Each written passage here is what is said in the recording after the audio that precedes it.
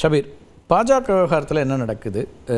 ஆலோசனை கூட்டங்கள்ங்கிறது ஒரு தயாரிப்புக்கான தேர்தலுக்கான கூட்டமா இல்லை வேறு மாற்றங்களை நோக்கி நகரக்கூடியதாக இருக்குன்னு பார்க்குறீங்க? இல்லை, முதல் முறையாக ஒரு ஆலோசனை கூட்டம் அப்படின்றது கமலாலயத்தில் நடக்காம RSS அலுவலகத்தில் இந்த ஆலோசனை கூட்டம் என்பது நடைபெறுகிறது அப்படின்னும் போது நம்ம ஒட்டுமொத்தமாக இந்த கண்ட்ரோலை வந்து RSS எடுக்கணும், கையில் எடுக்கணும்னு பார்க்குறாங்க.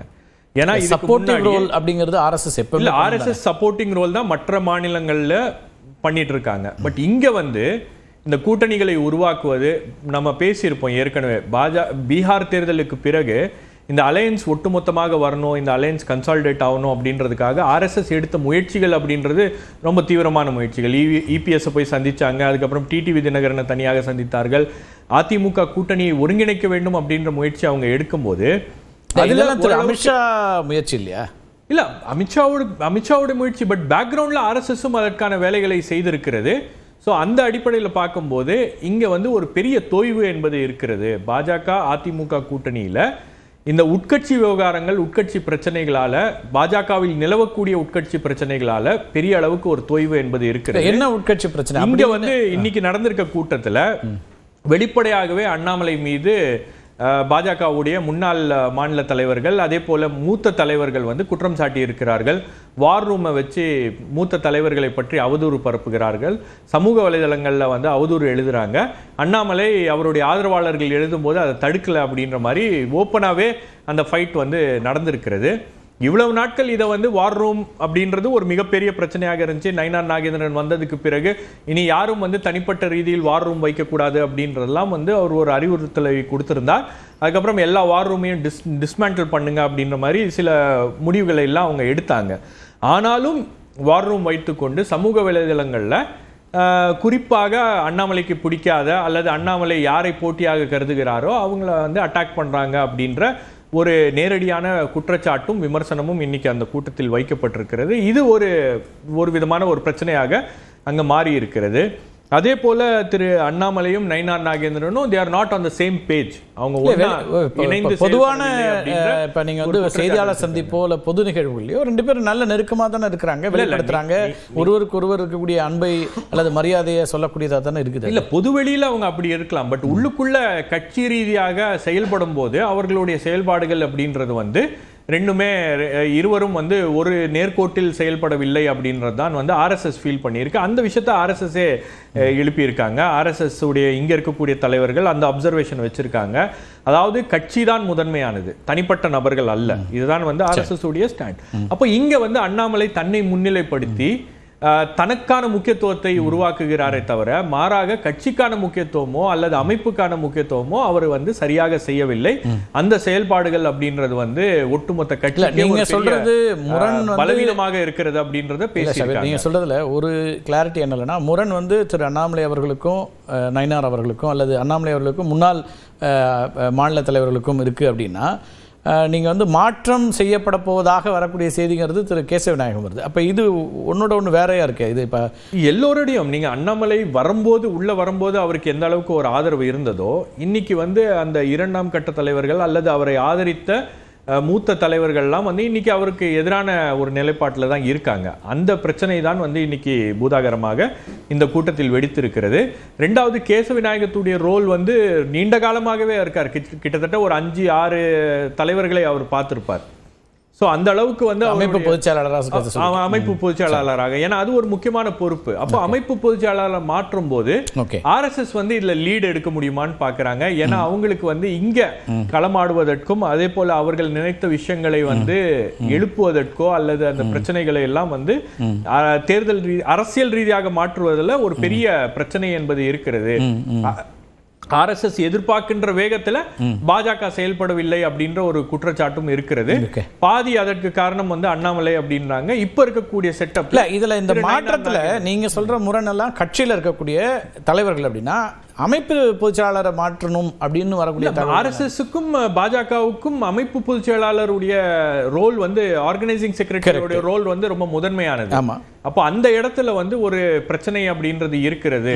அப்போ அங்க வந்து அதை சரி பண்ணோம்னா நம்ம ஏதாச்சும் இன்னும் கொஞ்சம் வீரியமாக செயல்படலாம் அப்படின்ற ஒரு எண்ணமும் அப்படின்ற ஒரு ஆலோசனையின் பேரில் தான் அது மாற்றப்பட்டிருக்கிறார். இன்னொன்னு அது லாங் ஓவர் டியூ, ரொம்ப முன்னாடியே அது பேசிட்டு இருந்தாங்க. இப்ப ஷாம் சார் சொன்ன மாதிரி அது ஒரு ரொம்ப முக்கியமான ஒரு பதவி. சோ அந்த பதவி அதுதான் வந்து RSSக்கும் பாஜகவுக்கும் பாலமாக அமைகின்ற ஒரு பதவியாக அது இருக்கிறது அப்படின்னும் போது அங்க இன்னும் ஒரு பெட்டரான பர்சன் இருந்தால், கொஞ்சம் புதுசா ஒரு ஆளை போட்டோம்னா இன்னும் வேகமாக செயல்பட முடியும் அப்படின்ற ஒரு கருத்தோட்டம் இருக்கிறது. ஆகவேதான் இந்த முடிவுகளுக்கு அவர்கள் நகர்ந்திருக்கிறார்கள்.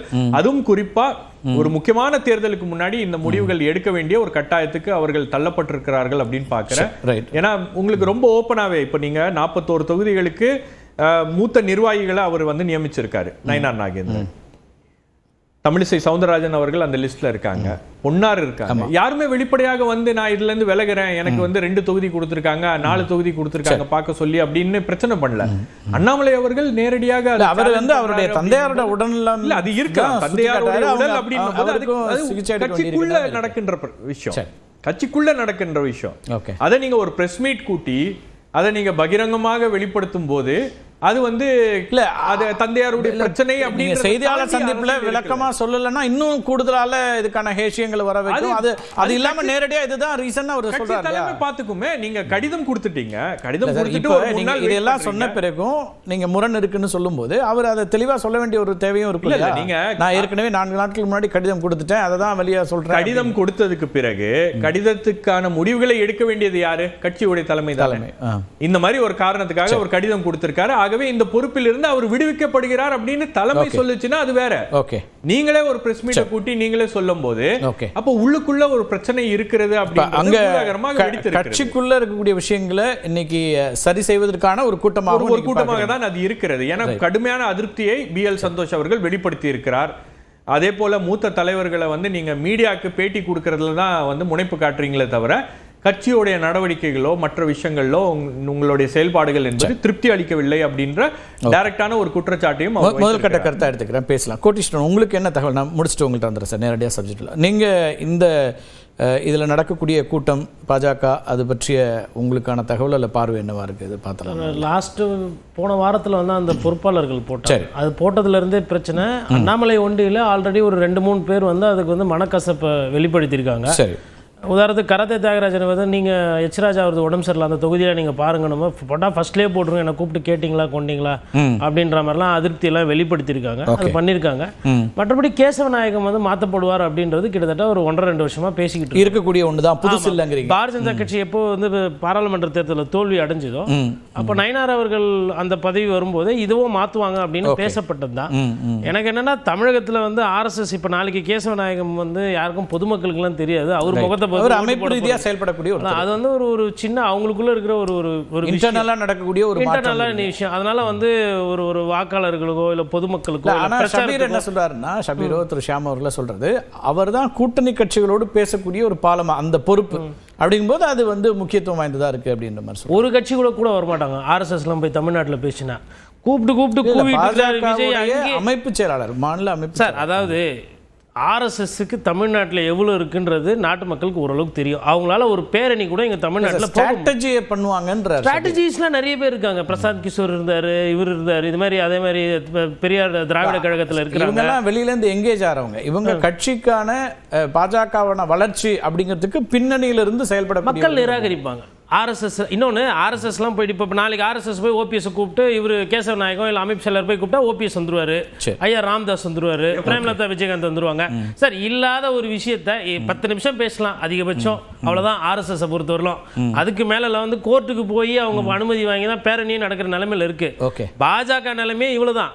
அதுல RSS வந்து பயங்கரமா செயல்படுது. என்ன அதுனா ஆர்மியா? அது இல்லாத ஒரு விஷயம்.